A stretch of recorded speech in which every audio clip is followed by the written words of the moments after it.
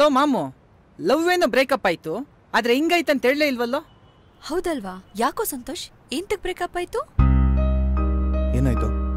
ಅದು ಅವಳ ಎಕ್ಸ್ ಬಾಯ್ ಫ್ರೆಂಡು ಅವಳನ್ನೆಲ್ಲ ರೀತಿಲಿ ಮಿಸ್ಯೂಸ್ ಮಾಡ್ಕೊಂಡ್ಬಿಟ್ಟಿದ್ದ. ಆ ವಿಷಯ ಗೊತ್ತಾಗಿ ತುಂಬಾ ಅಸಹ್ಯ ಅನಿಸ್ಬಿಡ್ತು. ಅದಕ್ಕೆ ನಾನೇ ಬಿಟ್ಬಿಟ್ಟೆ. ಬೇರೆಯವ್ರು ಹೇಳಿದ ಮಾತೆಲ್ಲ ಯಾಕೆ ನಂಬ್ತೀಯಾ? ನಿನ್ನ ಹುಡುಗಿ ಮೇಲೆ ನಿನಗೆ ನಂಬಿಕೆ ಇಲ್ವಾ? ಬೇರೆ ಯಾರು ಹೇಳಿದ್ರು ನಂಬ್ತಿರ್ಲಿಲ್ಲ ಕಣ್ರು. ಆ ವಿಷಯನ ಅವಳೇ ಹೇಳಿದ್ದು.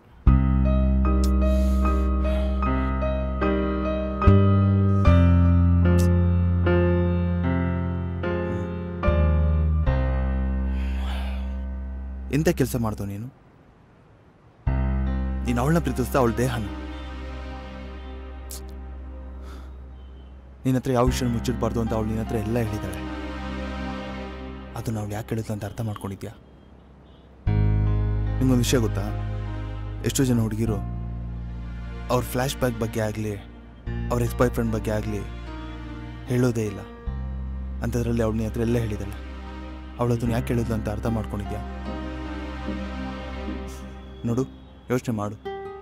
ನೀನು ಅವಳ ಜೊತೆ ನಿಜವಾಗ್ಲೂ ಚೆನ್ನಾಗಿರ್ತೀಯ. ಥ್ಯಾಂಕ್ಸ್ ಮಾಮು.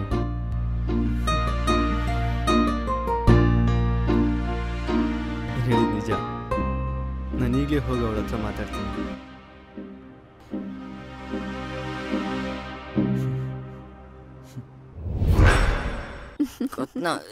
ಅಂತ ಹಿಡ್ಕೊಂಡಿದ್ರೆ ಉಸಿರಾಡೋಕೆ ಆಗಿಲ್ಲ ನನ್ಗಂತೂ. ಯಪ್ಪ. ಆಮೇಲೆ ನಮ್ಮ ಅಮ್ಮ ಬಂದು ಚೆನ್ನಾಗಿ ಇಟ್ಕೊಂಡು ಹೊಡೆದ ಹಾಕ್ಬಿಟ್ರು. ಹೌದಾ ಹರ್ಷ, ನಿನ್ಗೇನಾಗಿಲ್ಲ ತಾನೆ? ನನ್ಗೇನು ಆಗಿಲ್ಲಮ್ಮ, ಚೆನ್ನಾಗಿದ್ದೀನಿ ತಾನೆ. ಹುಲಿ ಹುಲ್ ತಿಂದಿರ್ಬೋದು ನಮ್ಮ ಮಾಮು. ಆಯ್ತಾಯ್ತಾಯ್ತಾಯ್ತು ಹೇಳಿದ್ದೀನಿ ತಾನೆ. ಆಮೇಲೆ ಏನಾಯ್ತು ಗೊತ್ತಾ?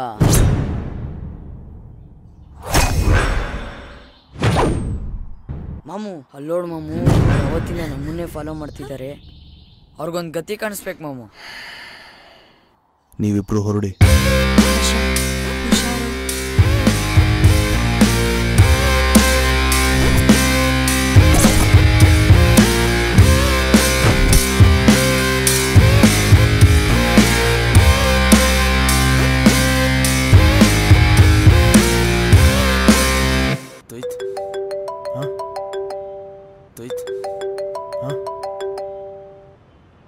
ಹಲೋ,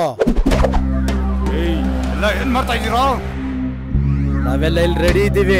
ನಾವು ಅನ್ಕೊಂಡಂಗೆ ನನ್ನೇ ಫಾಲೋ ಮಾಡ್ಕೊಂಡ್ ಬರ್ತಾ ಇದ್ದಾನೆ. ಹೇಳಿದೆಲ್ಲ ನೆನ್ಪಿದೆ ತಾನೆ? ಮುಂದ್ಗಡೆ ಏನ್ ಚುಚ್ ಸಾಯಿಸಿಲ್ಲ ಅಂದ್ರು, ಈ ಸಾರಿ ಹಿಂದ್ಗಡೆಯಿಂದ ಆದ್ರೂ ಚುಚ್ ಸಾಯಿಸ್ಲೇಬೇಕು.